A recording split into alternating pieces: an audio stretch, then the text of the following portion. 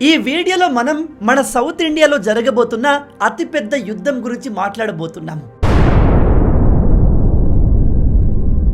ఇలాంటి యుద్ధం గురించి కాదు, ఐడియాలజికల్ వార్ఫేర్ గురించి మాట్లాడబోతున్నాం.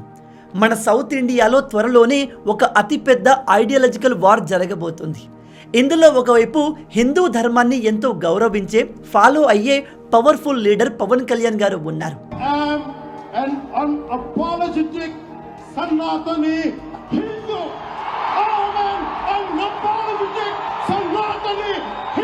మరోవైపు ద్రవిడియన్ ఐడియాలజీ కలిగిన కొత్త జనరేషన్ స్టార్ విజయ్ దళపతి ఉన్నారు.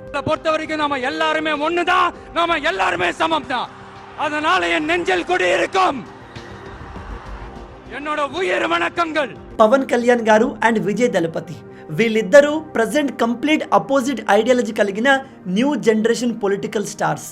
మీ అందరికీ తెలిసే ఉంటుంది, రీసెంట్గా మన సౌత్లో కూడా హిందూ ధర్మ ఇన్ఫ్లుయెన్స్ పెరుగుతుంది అండ్ దాన్ని ఆపేందుకు చాలా మంది ట్రై చేస్తున్నారు, ప్రధానంగా తమిళనాడు పొలిటీషియన్స్.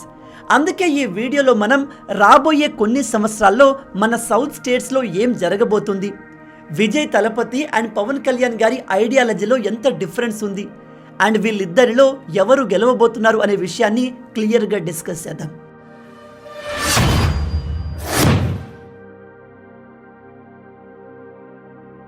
పవన్ కళ్యాణ్ గారు అండ్ విజయ్ దళపతి వీళ్ళిద్దరు కూడా యాక్టింగ్ ఫీల్డ్ నుంచి పొలిటీషియన్గా మారిన వాళ్ళు. ఈ యాక్టర్స్ పొలిటీషియన్గా మారడం అనేది మన సౌత్లో ఎక్కువగా జరుగుతుంది. కొన్ని ఎగ్జాంపుల్స్ తీసుకుంటే మొదటగా మనం ఎంజీ రామచంద్రన్ గారి గురించి మాట్లాడుకోవాలి. ఈ ఎంజీఆర్ 1972లో డిఎంకే పార్టీ నుంచి వేర్పడి తన సొంత పార్టీ అయిన ఏఐఏడిఎంకే పార్టీని ఏర్పాటు చేశాడు. ఈయన తన మూవీ ఇన్ఫ్లుయెన్స్ని ఉపయోగించి 1977 సమయంలో 2 సార్లు తమిళనాడుకు ముఖ్యమంత్రి అయ్యాడు. ఇతని ద్వారా ఇన్స్పైర్ అయి జయలలిత గారు కూడా యాక్టింగ్ని వదిలేసి పాలిటిక్స్లోకి ఎంటర్ అయ్యారు అండ్ ఆమె కూడా తమిళనాడుకు ముఖ్యమంత్రిగా పనిచేశారు. మన ఆంధ్రప్రదేశ్లో కూడా అంతే. 1982లో అప్పటి తెలుగులో బిగ్గెస్ట్ సూపర్ స్టార్ అయిన ఎన్టీ రామారావు గారు తెలుగుదేశం పార్టీని ఏర్పాటు చేసి మన రాష్ట్రానికి 3 సార్లు ముఖ్యమంత్రి అయ్యారు. అలాగే కమల్ హాసన్ కూడా 2018లో మక్కల్ నిధి మయం అనే ఒక పార్టీని ఏర్పాటు చేశాడు. ఇతను సౌత్లో అలాగే ఇండియా వైడ్గా ఫేమస్ యాక్టర్ అయినప్పటికీ పాలిటిక్స్లో పెద్దగా సక్సెస్ సాధించలేకపోయాడు. హిందుత్వ పాలిటిక్స్ అనేవి నార్త్తో కంపేర్ చేస్తే మన సౌత్లో తక్కువగా జరుగుతాయి. మన సౌత్లో హిందూ ధర్మం గురించి, సనాతన ధర్మం గురించి ఎక్కువగా ప్రజలు ఓపెన్గా డిస్కస్ చేయరు. కానీ ఒకానొక సమయంలో హిందూ ధర్మాన్ని కాపాడింది, హిందూ ధర్మం ఇప్పటికీ సస్టైన్ అవ్వడానికి ప్రధానమైన కారణం మన సౌత్ రాష్ట్రాలే. వందల సంవత్సరాల క్రితం భారతదేశాన్ని ఇస్లామిక్ రాజులు ఆక్యుపై చేసినప్పుడు నార్త్ ఇండియాలోని చాలా రాజ్యాల్ని ఈజీగా జయించి వాళ్ళ ఆధీనంలోకి తెచ్చుకోగలిగారు. ఈ ఇస్లామిక్ రాజులు ఒక హిందూ రాజ్యాన్ని గెలిచిన తర్వాత అక్కడ ఉండే గుళ్ళు, గోపురాలన్నింటినీ పగలగొట్టేసి హిందూ ధర్మం లేకుండా చేసేవారు. అక్కడి ప్రజలందరినీ ఇస్లాం మతంలోకి కన్వర్ట్ చేసేవారు. ఒప్పుకోని వారిని అక్కడికక్కడే చంపేసేవారు. కానీ ఇలాంటివి మన సౌత్ ఇండియాలో ఎక్కువగా జరగలేదు. మనం ఇస్లామిక్ రాజుల్ని ధీటుగా ఎదుర్కొన్నాం. నార్త్ ఇండియాలో ఉన్న హిందూ ధర్మం, సాంప్రదాయాలు, గుళ్ళు, గోపురాలు, మన చరిత్రను ఇస్లామిక్ రాజులు డిస్ట్రాయ్ చేసే ప్రయత్నం చేస్తుంటే సౌత్లో ఉన్న పల్లవ, చోళ, విజయనగర వంశపు రాజులు మన సాంప్రదాయాన్ని, ధర్మాన్ని కాపాడగలిగారు. వీళ్ళు ఇస్లామిక్ రాజుల్ని ధీటుగా పోరాడి వాళ్ళను మన సౌత్ ఇండియాలోకి ఎంటర్ కాకుండా చేయగలిగారు. చోళ వంశపు రాజుల సమయంలో అయితే హిందూ ధర్మం మన ఇండియాను దాటి థాయిలాండ్, ఇండోనేషియా, కంబోడియా, వియత్నాం లాంటి దేశాల్లో కూడా స్ప్రెడ్ అయింది. ఈ హిందూ రాజులు మన సౌత్ ఇండియాలో ఎన్నో అద్భుతమైన హిందూ కట్టడాలు నిర్మించారు, అద్భుతమైన గుళ్ళను కట్టారు. అవి ఇప్పటికీ చెక్కు చెదర. శ్రీకృష్ణ దేవరాయ 2 లాంటి రాజులు అద్భుతమైన హిందూ మందిరాలు కట్టారు. ఉదాహరణకి విరూపాక్ష మందిరం, తిరుపతి బాలాజీ టెంపుల్. ఇలా కేవలం రాజులు మాత్రమే కాదు, సాధువులు కూడా గొప్ప గొప్ప గుళ్ళను నిర్మించారు. ఉదాహరణకి ఆది శంకరాచార్య గారు, బసవన్న గారు, రామానుజ గారు, ఇలా చాలామంది అనేక హిందూ మందిరాలను నిర్మించారు.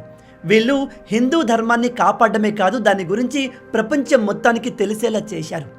ఇంతటి గొప్ప చరిత్ర కలిగిన మన సౌత్ ఇండియాలో యాంటీ హిందుత్వ లాంటి మూవ్మెంట్ జరగడం నిజంగా ఎంతో దురదృష్టకరం. వీడియోలో మరిన్ని విషయాలు తెలుసుకునే ముందు మీ అందరికీ ఉపయోగపడే ఒక చిన్న ప్రకటన. నేడు ప్రపంచాన్ని డామినేట్ చేస్తుంది ఏదైనా ఉంది అంటే అది ఆర్టిఫిషియల్ ఇంటెలిజెన్స్. ఎట్ ప్రజెంట్ చాలామంది తమ ఉద్యోగాల్ని కోల్పోతున్నారు. దాని అర్థం చేయడానికి పని లేదని కాదు, ఆ పనిని ఏఐతో పూర్తి చేస్తున్నారు. అండ్ ఇంకో విషయం, మీరు ఏఐని ఎలా యూజ్ చేయాలో తెలుసుకోకపోతే మీరు కూడా ఏదో రోజు రీప్లేస్ కాక తప్పదు. అంతెందుకు, రీసెంట్గా వచ్చిన ఎస్టిమేట్ ప్రకారం గూగుల్ దాదాపు 30,000 మందిని లే ఆఫ్ చేయబోతుంది. ఈ గూగుల్ మనుషులను రీప్లేస్ చేసేందుకు ఏఐ యూజ్ కేసెస్ని ప్రిపేర్ చేస్తుంది. రాబోయే సంవత్సరాల్లో కేవలం ఏఐ స్కిల్స్ ఉన్నవారు మాత్రమే ఏలబోతున్నారు. కాబట్టి కెరియర్ పరంగా మిగతా వారి కంటే ముందు ఉండాలి అంటే ఏఐని ఎలా యూజ్ చేయాలో నేర్చుకోవడం తప్పనిసరి. రీసెంట్గా నేను కూడా 3 hours హ్యాండ్స్ ఆన్ ఏఐ ట్రైనింగ్ని అటెండ్ అయ్యాను. ఇందులో నేను 20+ AI tools and ChatGPT hacks గురించి నేర్చుకున్నాను. ఈ వర్క్షాప్కి నేను 5 out of 5 రేటింగ్ ఇస్తాను. అందుకే ఈ ట్రైనింగ్ని మీకు కూడా రికమెండ్ చేస్తున్నాను. దీనికి సంబంధించిన లింక్ మన డిస్క్రిప్షన్లో అలాగే కమెంట్లో ఇచ్చాను. ఇది ఒక పెయిడ్ ట్రైనింగ్, కానీ వీళ్ళు మన ఫస్ట్ 1500 వ్యూవర్స్కి ఫ్రీ ట్రైనింగ్ ప్రొవైడ్ చేస్తున్నారు. ఈ వర్క్షాప్లో మీరు జాబ్ సెర్చ్ కోసం ఏ టూల్స్ని ఎలా యూజ్ చేయాలో తెలుసుకోవచ్చు. ఎక్సెల్ షీట్లో ఎంతటి కాంప్లెక్స్ డేటా ఉన్నా చాలా ఫాస్ట్గా సార్ట్అవుట్ చేసుకోవచ్చు. Unique presentation, smart research, personal brand building and business స్ట్రాటజీలను కూడా డెవలప్ చేసుకోవచ్చు. కేవలం టెకీస్ మాత్రమే కాదు, నాన్ టెక్ వాళ్ళు కూడా. Example sales, marketing, HR, operations, freelancers ఇలా అందరికీ డెఫినెట్గా యూజ్ అవుతుంది. ఇప్పటి వరకు 1 million కంటే ఎక్కువ మంది ఈ ట్రైనింగ్కి అటెండ్ అయ్యారు అండ్ వాళ్ళు జెన్యున్గా తమ కెరియర్ గ్రో చేసుకుంటున్నారు. అందుకే వెంటనే లింక్లో ఉన్న ఫామ్ని ఫిల్ చేసి గ్రోత్ స్కూల్ వాళ్ళ వాట్సాప్ ఛానల్ గ్రూప్లో జాయిన్ అవ్వండి. అందులో ట్రైనింగ్, 5,000 రూపీస్ వర్త్ బోనస్ లాంటి అనేక నోటిఫికేషన్ వస్తుంటాయి. దీనికి సంబంధించిన లింక్ కింద డిస్క్రిప్షన్లో అలాగే కమెంట్లో పిన్ చేశాను. వెంటనే వెళ్ళి జాయిన్ అయిపోండి. ఇప్పుడు మీలో కొంతమంది అనుకోవచ్చు, ఇంత గొప్ప చరిత్ర కలిగిన మన సౌత్ ఇండియాలోకి మరి ఇతర మతాలు ఎలా ఎంటర్ అయ్యాయి అని. వీటన్నిటికీ పునాదులు వేసింది బ్రిటిష్ వారు. వాళ్ళు చేసిన ప్రాపగాండా, మన దగ్గర జరిగే కుల రాజకీయాలు అండ్ ఇస్లామిక్ పోలరైజేషన్ దీనంతటికి కారణం. మొదటగా మనం బ్రిటిష్ వాళ్ళు చేసిన ప్రాపగండా గురించి మాట్లాడుకుందాం. మన సౌత్ ఇండియన్ ప్రజల్లో యాంటీ హిందూ ఫీలింగ్స్ని కలిగేలా చేసింది ఈ బ్రిటిష్ వారే. బ్రిటిష్ వారు మొదటగా మన ఇండియాలోకి ఎంటర్ అయినప్పుడు వాళ్ళు మన భారతీయుల మెంటాలిటీ ఎలా ఉందనే విషయాన్ని స్టడీ చేశారు. ఇంత పెద్ద దేశాన్ని వాళ్ళు పరిపాలించాలి అంటే ఖచ్చితంగా ఇక్కడి ప్రజల్ని ముక్కలుగా డివైడ్ చేయాలి. ఎందుకంటే ఈ దేశం మొత్తం ఏకమైతే వీళ్ళను ఎవడు ఓడించలేడు. కాబట్టి వీళ్ళను విడగొట్టే ప్లాన్స్ వెయ్యాలి అనుకున్నారు. అందుకే వీళ్ళు మనలో కుల గొడవల్ని మొదలుపెట్టారు. మతాల పరంగా కూడా ప్రజల్ని డివైడ్ చేశారు. చాలామంది అనుకుంటారు ఈ కుల రాజకీయాలు ఎక్కువగా మన సౌత్లోనే జరుగుతాయి అని. కానీ కాదు, నార్త్లో ఈ బ్రిటిష్ వాళ్ళు ప్రజల్ని కులాలుగా విడగొట్టి వాళ్ళ మధ్య గొడవలు పెట్టారు. అలాగే హిందూ ముస్లిం గొడవల్ని మొదలుపెట్టింది కూడా వీళ్ళే. మనం ఒకరినొకరు ఎంతగా హేట్ చేసుకుంటే ఈ బ్రిటిష్ వాళ్ళకి అంత లాభం అండ్ వాళ్ళు అంత ఈజీగా మనల్ని పరిపాలించగలరు. అదే ఒకవేళ భారతీయులంతా ఏకమయ్యారే అనుకోండి, ఈ బ్రిటిష్ వాళ్ళను దేశం నుంచి బయటపడేయడం ఎంతసేపు చెప్పండి. అందుకే ఈ బ్రిటిష్ వాళ్ళు కావాలని భారతీయుల మధ్య అనేక విభేదాలు క్రియేట్ చేసేవారు. బ్రిటిష్ వారికి నార్త్లో ఉన్న ప్రజల్ని హిందూ ముస్లిం పేరు చెప్పి లేదా అక్కడి కులాల పేర్లు చెప్పి డివైడ్ చేయడం చాలా ఈజీ అయిపోయింది. కానీ సౌత్లో ప్రజల్ని విడగొట్టడం అంత ఈజీ కాదు. నార్త్తో కంపేర్ చేస్తే సౌత్ ప్రజలు కాస్త అవేర్గా ఉంటారు. అందుకే ఈ హిందూ ముస్లిం ఫార్ములా మన మీద పనిచేయలేదు. దాంతో ఈ బ్రిటిష్ వాళ్ళు నార్త్ ప్రజల్ని సౌత్ ప్రజల్ని డివైడ్ చేయడానికి ఒక కట్టు కథను, ఫేక్ థియరీని తీసుకువచ్చారు. అదే ఆర్యన్ ఇన్వేజన్ థియరీ. దీని ప్రకారం మన దేశంలోని నార్త్ ఇండియాలో ఉన్న ప్రజలు ఇండో యూరోపియన్స్, అంటే వీళ్ళు సెంట్రల్ ఏషియా నుంచి వచ్చి మన దేశాన్ని ఆక్యుపై చేసిన వాళ్ళు. అలాగే మన సౌత్ వాళ్ళని, ఎస్పెషల్లీ తమిళనాడు వాళ్ళని ఫోకస్ చేసి మీరంతా ద్రవిడియన్స్ అంటే అసలైన ఇండియన్స్ అని చెప్పారు. సింపుల్గా చెప్పాలంటే నార్త్లో ఉన్న ఈ నార్త్ ఇండియన్ ప్రజలందరూ కూడా సెంట్రల్ ఏషియా నుంచి వచ్చి భారతదేశాన్ని ఆక్యుపై చేసి అక్కడ ఉన్న అసలైన ఇండియన్స్ని సౌత్ వైపుకు తరిమేశారు. అలా తరిమేయబడ్డ వాళ్ళే మనము, అంటే సౌత్ ఇండియన్ వాళ్ళము. దురదృష్టం ఏమిటంటే ఇప్పటికీ చాలామంది ఈ థియరీని నమ్ముతారు. నమ్మడమే కాదు, దాన్ని బేస్ చేసుకొని ఇంటర్వ్యూస్లో, యూట్యూబ్ వీడియోస్లో డిబేట్ చేస్తూ ఉంటారు. కానీ ఇదంతా కట్టుకథ. బ్రిటిష్ వాళ్ళు కావాలని మనల్ని డివైడ్ చేయడానికి క్రియేట్ చేసిన ప్రాపగాండా. ఇదే విషయాన్ని చాలామంది సైంటిస్టులు, చరిత్రకారులు ప్రూవ్ కూడా చేశారు. మన ఆంధ్రప్రదేశ్, తెలంగాణ ప్రాంతాల్లో ఈ ప్రాపగాండా ఎఫెక్ట్ అంత ఎక్కువగా లేదు. కానీ తమిళనాడులో మాత్రం ఇది చాలా ఎక్కువగా ఉంది. వాళ్ళు నార్త్ ఇండియన్స్ని ఇప్పటికీ ఇన్వేడర్స్గా చూస్తారు. తమిళనాడు వాళ్ళు తమను తాము ఇండియన్స్గా కంటే కూడా ద్రవిడియన్స్గా ఎక్కువగా చెప్పుకుంటారు. అండ్ ఈ కాన్సెప్ట్ని బేస్ చేసుకొని కొన్ని పొలిటికల్ పార్టీలు ఏర్పడి ప్రజల్లోకి ఈ ఫేక్ థియరీని మరింత తీసుకువెళ్ళి వాళ్ళను మభ్యపెట్టి తమ వైపు తిప్పుకున్నారు. ఇలాంటివి ఎక్కువగా తమిళనాడు, కేరళ, కర్ణాటక, కొంతవరకు ఆంధ్రప్రదేశ్లో కూడా ఉంటుంది. ఉదాహరణకి డిఎంకే, ఏఐఏడిఎంకే, వీసీకే, ఎన్టీకే లాంటి పార్టీలు ఇదే థియరీని బేస్ చేసుకుని ఉన్నాయి. కొన్ని సక్సెస్ కూడా అయ్యాయి. బ్రిటిష్ వాళ్ళు ఈ డివైడ్ అండ్ రూల్ మెథడ్ని కేవలం ఇండియన్స్ని రూల్ చేయడానికి మాత్రమే కాదు, ఇండియాలో ఉన్న హిందూ ధర్మాన్ని కంప్లీట్గా పారదోలి దేశం మొత్తాన్ని క్రిస్టియానిటీలోకి మార్చాలి అనుకున్నారు. 1947 సమయంలో ఈ బ్రిటిష్ వాళ్ళను మనం తరిమేశాము. కానీ వాళ్ళ చేత ఇన్ఫ్లుయెన్స్ చేయబడిన లీడర్లు, ప్రజలు మన దేశంలో ఇంకా ఉన్నారు. అండ్ వీళ్ళు ఈ బ్రిటిష్ వాళ్ళు చేయాలనుకున్న పనిని ఇప్పటికీ కంటిన్యూ చేస్తున్నారు. The famous educationist seer of Tamil Nadu had recorded an interesting confession once by a Madurai bishop. It said that the Dravidian movement was a time bomb set by the church to destroy Hinduism. Now, though dramatic, this sentiment has actually played out a number of times. Guys, నేను ఏ మతాన్ని తక్కువ చేసి మాట్లాడాలి అనుకోను. కానీ present జరుగుతున్న విషయాల్ని ఎవిడెన్స్తో చెప్పడం నా కర్తవ్యం. అందుకే ఈ విషయాలు మీకు చెప్పడం జరుగుతుంది. కొన్ని రిపోర్ట్స్ ప్రకారం క్రిస్టియన్ మాఫియా తమిళనాడులో ప్రజెంట్ చాలా యాక్టివ్గా ఉంది. క్రిస్టియన్ మిషనరీస్ ఎక్కువగా కాన్వెంట్ స్కూల్స్ని, కాలేజెస్ని వాళ్ళ మతాన్ని స్ప్రెడ్ చేయడానికి యూజ్ చేసుకుంటాయి. వీళ్ళు మేజర్గా టార్గెట్ చేసేది లెస్ ప్రివిలేజ్ పీపుల్స్ని, అంటే పేదవారిని, ఎకనామికల్లీ వెనుకబడ్డ స్టూడెంట్స్ని వీళ్ళు టార్గెట్ చేస్తున్నారు. आप एक हिंदू फैमिली है, पुअर हिंदू फैमिली है, आपकी बीवी बीमार है, हस्बैंड बीमार है, आपके पास हॉस्पिटल नहीं है, जाने को पैसे नहीं है, आप नहीं जा पा रहे. कोई हिंदू टेम्पल के पास ये पैसे, उनके पास कंट्रोल नहीं है कि वो हॉस्पिटल बना दें, लेकिन कोई मिशनरी हॉस्पिटल है, आपको वहाँ ले जाते हैं, आपको वहाँ ट्रीट किया subtly, not so subtly. In fact कई जगह क्रिश्चियन मेडिकल कॉलेज में भी ये होता है, not so subtly. You have the priest sneaking into all these emergency wards trying to convert. This is happening in CMC, you know. तो बाकी hospital होगा तो वो कहेंगे हमारा तो ये दायित्व है, हम तो प्रोसेलिटाइज करेंगे, हमें तो कहा. ఇక్కడ ఈయన చెప్పింది ఏమిటంటే చాలా క్రిస్టియన్ హాస్పిటల్స్ లో అక్కడ ట్రీట్మెంట్ కోసం వచ్చే ప్రజల్ని కన్వర్ట్ చేయడానికి హాస్పిటల్లోని వార్డుల్లో పాస్టర్లు అప్పుడప్పుడు తిరుగుతూ ఉంటారు అని. వందల సంవత్సరాల క్రితం బ్రిటిష్ వాళ్ళు సౌత్ ఇండియాని, నార్త్ ఇండియాని డివైడ్ చేయడానికి అనేక ప్లాన్స్ వేశారు. అందులో భాగంగానే ఆర్యన్ థియరీని తీసుకువచ్చారు. అలాగే ఇప్పుడు సౌత్లో ఉన్న పొలిటీషియన్స్ నార్త్లో ఉన్న కొన్ని మేజర్ పార్టీల ఇన్ఫ్లుయెన్స్ తమ రాష్ట్రంలోకి రాకుండా ఉండేందుకు లాంగ్వేజ్ వార్ని క్రియేట్ చేశారు. ఈ లాంగ్వేజ్ వార్ని చాలా ప్లాన్డ్గా నార్త్ వర్సెస్ సౌత్ గొడవలు చేయడానికి క్రియేట్ చేశారు. దీని ద్వారా హిందువులను కూడా రెండుగా డివైడ్ చేయవచ్చు, north Hindus and south Hindus అని.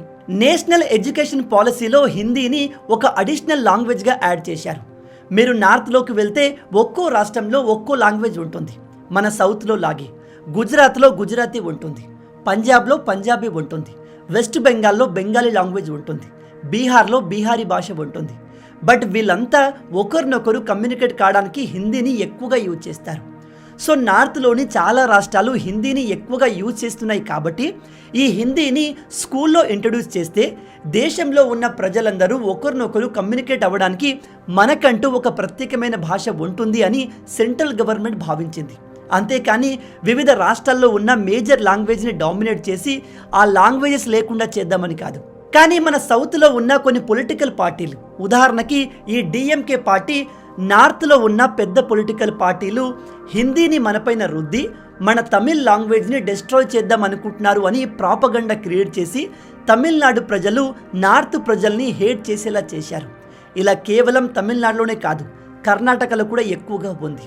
అందుకే ఈ మధ్య మీరు న్యూస్లో చూసే ఉంటారు, అక్కడ ఆటోలు నడిపే వాళ్ళు, ఇతర వ్యక్తులు నార్త్ నుంచి అక్కడికి వచ్చి పనిచేసే వారిపైన దాడులు చేస్తున్నారు.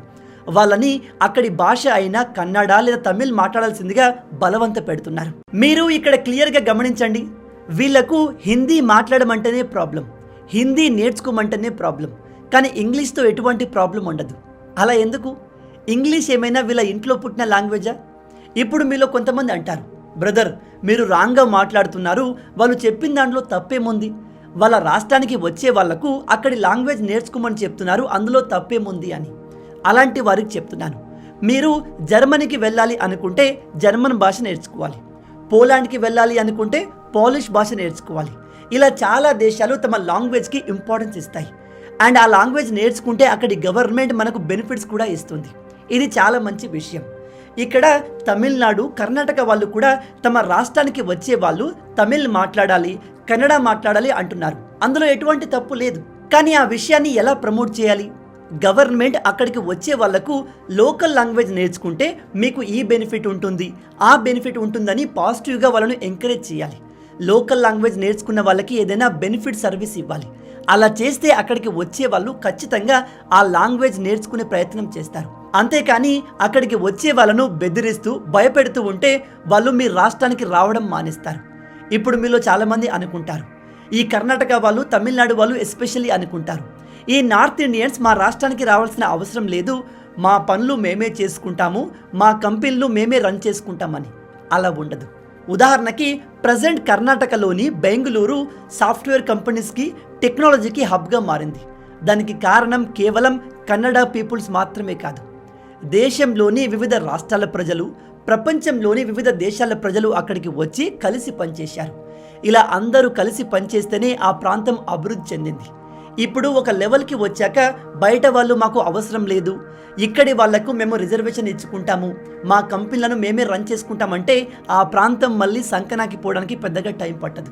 మన సౌత్లో ఉన్న కొన్ని పొలిటికల్ పార్టీలే హిందీ మన రాష్ట్రాల్లోకి వస్తే కాంగ్రెస్, బీజేపీ లాంటి నేషనల్ పార్టీలు మన దగ్గర స్ట్రాంగ్గా మారుతాయి, దాంతో ప్రాంతీయ పార్టీలు దెబ్బతింటాయని చెప్పి వీళ్ళు కావాలని లాంగ్వేజ్ గొడవల్ని క్రియేట్ చేస్తున్నారు.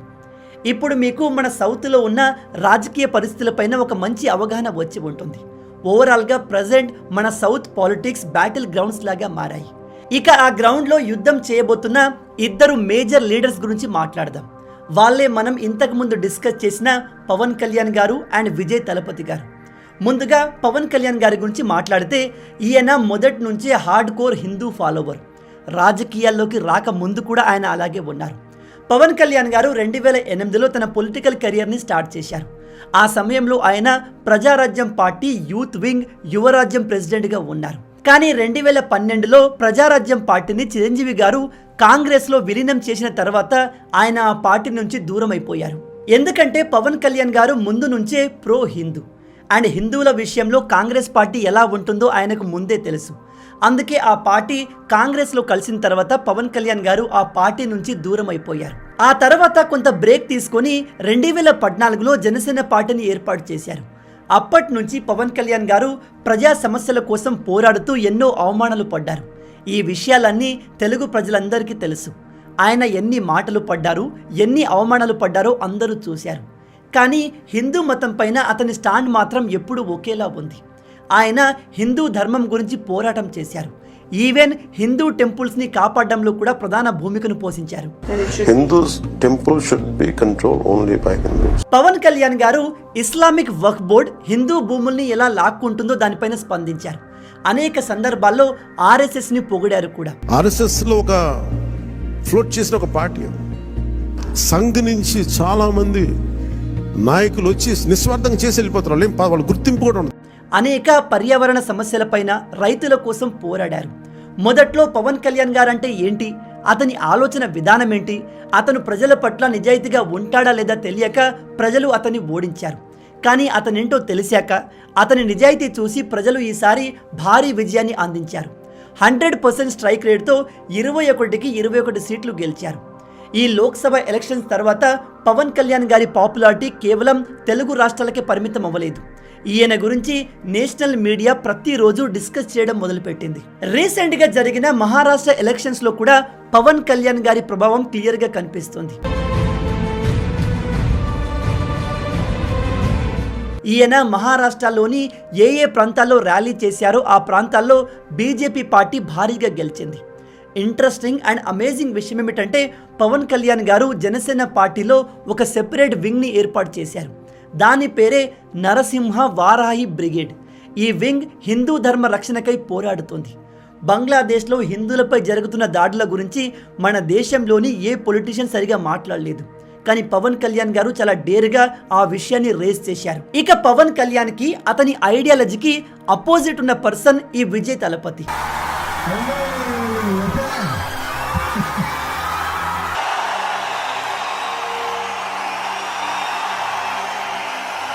విజయ్ తలపతి పవన్ కళ్యాణ్ గారి నుంచి ఇన్స్పైర్ అయి తను కూడా సౌత్ ఇండియాలో ఒక ఇంపార్టెంట్ లీడర్ కావాలి అనుకుంటున్నారు. పవన్ కళ్యాణ్ గారికి విజయ్ తలపతికి ఎటువంటి పర్సనల్ గొడవలు లేవు. వాళ్ళు తమ పొలిటికల్ విషయాల్లో కూడా ఒకరినొకరు కంగ్రాచులేట్ చేసుకున్నారు. కానీ వాళ్ళ ఐడియాలజీ విషయానికి వస్తే కంప్లీట్ డిఫరెంట్. ఈ విజయ్ కాంగ్రెస్ స్టైల్ సెక్యులరిజంని ఎక్కువగా నమ్ముతున్నట్టు కనిపిస్తుంది. మనోడు దర్గాలకు వెళ్తాడు, ఇఫ్తార్ పార్టీలు ఇస్తాడు, రంజాన్ రోజు ప్రజలందరినీ విష్ చేస్తాడు.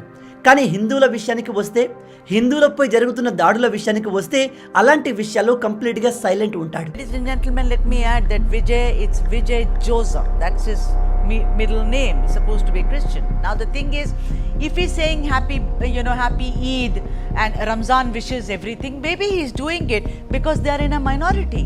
But tell me something, Vinod P. Selvam, why would he not wish Hindus? ఏదేమైనా విజయ్ తమిళ్లో ఒక అతిపెద్ద సూపర్ స్టార్. ఒక సమయంలో ఇతను షారూఖ్ ఖాన్ తర్వాత హైయెస్ట్ పేమెంట్ తీసుకున్న యాక్టర్. విజయ్ సినిమాలు తమిళనాడులో రిలీజ్ అయితే ఒక పండగ వాతావరణం ఏర్పడుతుంది. ప్రజలు, ఫ్యాన్స్ అతని సినిమాలు చూస్తూ పండగ చేసుకుంటారు. ఇతని ఫ్యాన్స్ ఆయన సినిమా వస్తే ఎంతగా ఎగ్జైట్ అవుతారో అంటే ఆ సినిమా చూసేందుకు థియేటర్ని సర్వనాశనం చేస్తారు. ఇతను మొదటి నుంచే ద్రవిడియన్ అండ్ పెరియర్ ఐడియాలజీకి బాగా ఇన్ఫ్లుయెన్స్ అయి ఉన్నాడు. అందుకే ఇతను 2011లోనే ఏఐఏడిఎంకే పార్టీకి తన సపోర్ట్ని ఇచ్చాడు. మనోడు కూడా కర్ణాటక, తమిళనాడు సాధారణ ప్రజల్లాగే హిందీని అపోజ్ చేశాడు. ఈవెన్ తన సినిమాలో కూడా హిందీకి అగెన్స్ట్గా డైలాగులు రాయించుకున్నాడు. ఈ విజయ్ సిటిజన్షిప్ అమెండ్మెంట్ యాక్ట్ని కూడా అపోజ్ చేశాడు. అంతేకాదు తమిళనాడులో ఎట్టి పరిస్థితుల్లో సిటిజన్షిప్ అమెండ్మెంట్ యాక్ట్ని ఇంప్లిమెంట్ కానివ్వను అని చెప్పాడు. మరి మనోడు అలా ఎందుకు చెప్పాడో అతనికే తెలియాలి. ఎందుకంటే సిటిజన్షిప్ అమెండ్మెంట్ యాక్ట్లో భారతీయ ప్రజలకు అగెన్స్ట్గా ఏదీ లేదు. ఒకవేళ మీరు ఈ సిఏఏ గురించి క్లియర్గా తెలుసుకోవాలి అనుకుంటే ఆ వీడియో లింక్ని కింద డిస్క్రిప్షన్లో ఇచ్చాను. వెళ్ళి ఆ వీడియోను చూడండి. సిటిజన్షిప్ అమెండ్మెంట్ యాక్ట్ అంటే ఏంటి, దానివల్ల లాభమా నష్టమా అనే విషయం మీకు క్లియర్గా అర్థమవుతుంది. ఈ విజయ్ రాజకీయాల్లో స్టెబిలైజ్ అవ్వాలంటే ఇంకా మెచ్యూర్ అవ్వాలి. ఎందుకంటే ఇతను మాట్లాడే మాటలు, చెప్పే విషయాలు అంత ప్రాక్టికల్గా లేవు. ఇతను చెప్తాడు తను పవర్లోకి వస్తే రాష్ట్రానికి గవర్నమెంట్ ఉండాల్సిన అవసరం లేదు, ఆ పదవినే కంప్లీట్గా తొలగించేస్తాను అని. గవర్నర్ని తొలగించే హక్కు ఏ స్టేట్ మినిస్టర్స్కి ఉండదు. ఆ విషయం మనోడికి తెలుసో తెలీదో మరి. ఈ విజయ్ కాస్త యాంటీ హిందూ మైండ్ సెట్ కలిగిన వాడు.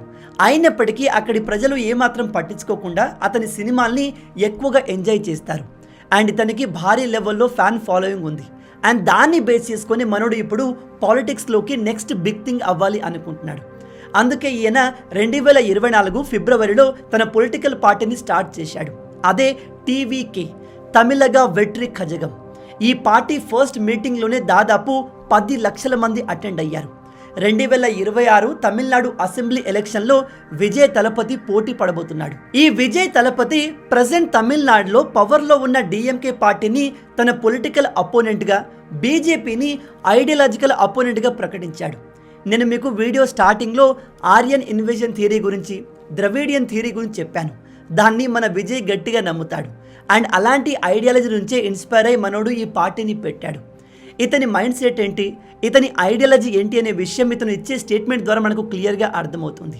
ఇప్పుడు మీకు Vijay Thalapathy mindset and Pawan Kalyan గారి మైండ్ సెట్కి మధ్య డిఫరెన్స్ క్లియర్గా అర్థమై ఉంటుంది. వీళ్ళిద్దరూ కంప్లీట్ ఆపోజిట్. అండ్ ఇలాంటి డిఫరెన్సే తెలుగు ఫిల్మ్ ఇండస్ట్రీకి అండ్ తమిళ్ ఫిల్మ్ ఇండస్ట్రీకి ఉంది. మీరు గమనించండి, మన తెలుగు ఇండస్ట్రీ హిందూ ధర్మాన్ని గౌరవిస్తూ సినిమాలు తీస్తుంది. మీరు పుష్ప చూసుకున్నా, RRR చూసినా, అఖండ చూసినా, ఇలా ప్రతి సినిమాలో మనం హిందూ ధర్మాన్ని గొప్పగా చూపించే ప్రయత్నం చేస్తాం. అలా అని వేరే మతాన్ని కించపరచము. కానీ తమిళ్లో కావాలనే కొన్ని సినిమాల్ని హిందూ ధర్మానికి అగెన్స్ట్గా తీస్తున్నారు. యాంటీ హిందూ మెసేజ్తో సినిమాలు తీస్తున్నారు. సౌత్లో కేవలం ఈ విజయ్ మాత్రమే కాదు, ఇంకా చాలా పొలిటీషియన్స్ హిందూ ధర్మానికి అగెన్స్ట్గా ఉన్నారు. ఉదాహరణకి ఈ సతీష్, ఇతను హిందూ అంటే మీనింగ్ డర్టీ అని చెప్పాడు. కేరళకు చెందిన ఈ షంషీర్, వీడు లార్డ్ గణేష్ గురించి అబ్జెక్షనబుల్గా మాట్లాడాడు. ఈ ఉదయనిధి స్టాలిన్ గురించి మీకు తెలిసే ఉంటుంది. వీడైతే హిందూ ధర్మాన్ని మలేరియా, డెంగ్యూతో కంపేర్ చేశాడు. మొత్తం సనాతన ధర్మమే లేకుండా చేస్తా అంటున్నాడు. అండ్ ఈ డీకే శివకుమార్, ఇతనైతే హిందూ టెంపుల్స్ని ఫ్రీ చేయకూడదు అని చెప్తున్నాడు. అండ్ ఈ కమల్ హాసన్ కూడా ద్రవిడియన్ ఐడియాలజీ కలిగిన వాడు. ఇలాంటి వాళ్ళందరికీ ఇప్పుడు పవన్ కళ్యాణ్ గారు అగెన్స్ట్గా ఒంటరిగా పోటీకి నిలబడ్డారు. పవన్ కళ్యాణ్ గారితో పాటు ఇంకొంతమంది సౌత్ లీడర్లు కూడా ఉన్నారు. అందులో ప్రధానమైన వారు అన్నమలై. ఇతను 4 మోర్ IPS ఆఫీసర్. ఈయన ప్రెసిడెంట్ తమిళనాడు బీజేపీ ప్రెసిడెంట్. 2026లో తమిళనాడులో జరిగే లోక్సభ ఎలక్షన్లో ఇతను పోటీ చేయబోతున్నాడు. అండ్ ఇతనికి సపోర్ట్గా పవన్ కళ్యాణ్ గారు తమిళనాడులో ర్యాలీలు చేయబోతున్నారు. నిజంగా 2026 చాలా ఇంట్రెస్టింగ్గా ఉండబోతుంది. ఒకవైపు తమిళనాడు సూపర్ స్టార్ అయిన విజయ్ దళపతి ఉంటాడు. మరోవైపు మన పవర్ స్టార్ పవన్ కళ్యాణ్ గారు అతనికి పోటీగా ఉంటారు. నేను మీకు స్టార్టింగ్లో మన సౌత్ ఇండియాలో అతిపెద్ద యుద్ధం రాబోతుంది అని చెప్పాను. ఆ యుద్ధం ఇది. 2026 తమిళనాడు ఎలక్షన్స్ రసవత్తరంగా ఉండబోతున్నాయి. ఈ తమిళనాడు ఎలక్షన్స్ని కేవలం సౌత్ స్టేట్స్ మాత్రమే కాదు, దేశం మొత్తం ఎంతో ఇంట్రెస్ట్గా చూడబోతుంది. నేషనల్ మీడియా మొత్తం ఆ సమయంలో తమిళనాడును ఫోకస్ చేయబోతుంది. మహారాష్ట్రలో పవన్ కళ్యాణ్ గారి మ్యాజిక్ ఎలా వర్కౌట్ అయిందో తమిళనాడులో కూడా అలాగే వర్కౌట్ అవుతుందని చాలామంది చెప్తున్నారు. ఎందుకంటే ఇప్పుడు పవన్ కళ్యాణ్ గారు కేవలం తెలుగు రాష్ట్రాల పవర్ స్టార్ మాత్రమే కాదు, దేశం మొత్తం ఎంతో అభిమానించే సపోర్ట్ చేసే ఒక హిందుత్వ లీడర్. వెరీ సూన్ మన పవన్ కళ్యాణ్ గారు మన సౌత్ ఇండియా మొత్తంలో ఎస్పెషల్లీ తమిళనాడు, కేరళ, కర్ణాటకలో హిందువులకు అగెన్స్ట్గా పనిచేస్తున్న ప్రతి లీడర్ని, ప్రతి ఆర్గనైజేషన్ని వేర్లతో సహా కదపబోతున్నారు. ఇఫ్ 2026 ఎలక్షన్లో పవన్ కళ్యాణ్ గారి మ్యాజిక్ ఇన్ఫ్లుయెన్స్ వర్కౌట్ అయిందనుకోండి, మన సౌత్ నుంచి బిగ్గెస్ట్ లీడర్గా ఖచ్చితంగా పవన్ కళ్యాణ్ గారు అవతరిస్తారు. కానీ మనం విజయ్ దళపతిని కూడా తక్కువ అంచనా వేయలేం. చూద్దాం ఆ సమయంలో ఏం జరుగుతుంది అనేది. దీని గురించి మీరేమనుకుంటున్నారు? 2026లో తమిళనాడులో అన్నమలై గారు గెలవబోతున్నారా? మన తెలుగు సినిమాల ఇన్ఫ్లుయెన్స్ పెద్దగా లేని మహారాష్ట్రలోనే పవన్ కళ్యాణ్ గారి మ్యాజిక్ వర్కౌట్ అయినప్పుడు తెలుగు సినిమాల్ని ఆదరించే తమిళ్ ప్రజల్లో పవన్ కళ్యాణ్ గారి ఇన్ఫ్లుయెన్స్ వర్కౌట్ అవదంటారా? మీ ఆలోచనల్ని కింద కామెంట్లో చెప్పండి. మొత్తంగా ఇవి ఈ వీడియోకి సంబంధించిన పూర్తి విషయాలు. ఈ వీడియో మీకు నచ్చింది అనుకుంటున్నాను. నచ్చితే అలా ఊరికే చూసి వెళ్ళిపోకుండా వీడియోని లైక్ చేయండి. ఈ వీడియోకి నేను మీకు ఇచ్చే లైక్స్ టార్గెట్ 5000 లైక్స్. చాలా ఈజీ, సింపుల్గా చేసేయండి. మీరు కొట్టే లైక్స్కి కింద ఉన్న లైక్ బటన్ పగిలిపోవాలి. అలాగే ఇలాంటి మరిన్ని ఇంట్రెస్టింగ్ వీడియోస్ కోసం మన ఛానల్ని సబ్స్క్రైబ్ చేసి మమ్మల్ని సపోర్ట్ చేయొచ్చు కదా. ఇది మీకు కంప్లీట్లీ ఫ్రీ. కానీ మీరు చేసే ప్రతి ఒక్క లైక్ అండ్ సబ్స్క్రిప్షన్ మాకు మరిన్ని వీడియోస్ చేయడానికి ఒక మోటివేషన్లా ఉంటుంది. కాబట్టి వీడియోని లైక్ చేసి ఛానల్ని సబ్స్క్రైబ్ చేయడం మర్చిపోవద్దు. రాబోయే వీడియోలో ఇంకో ఇంట్రెస్టింగ్ టాపిక్తో మళ్ళీ కలుద్దాం. అంటిల్ దెన్, జై హింద్.